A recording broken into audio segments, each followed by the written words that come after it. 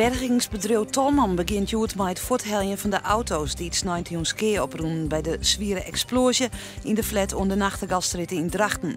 Alle auto's worden naar een sammelplak in Beesterweg gebracht. De eigenaars en ski-experts kunnen er morgen heen om de ski te besjen. Auto's die het net kan rekken binnen, maar wel binnen de stekken staan, bleven daar voor eerst staan. Haast 2000 aardbevingsslachtoffers in Nepal hebben deze week niet help gekregen uit Friesland. De Stichting Studenten en Moezahar Project Nepal had truien en moedsen gekocht voor bijen in Eermendwarpen in het epicentrum van de aardbeving. Het is winter en ze hebben ik beschutting nodig, maar om te dwarpen in het rechtbegaanbaar gebied lezen krijgen ze geen help van het regeer en de grotere helporganisaties. De SNPM komt er vol, zij brengen de help rinde.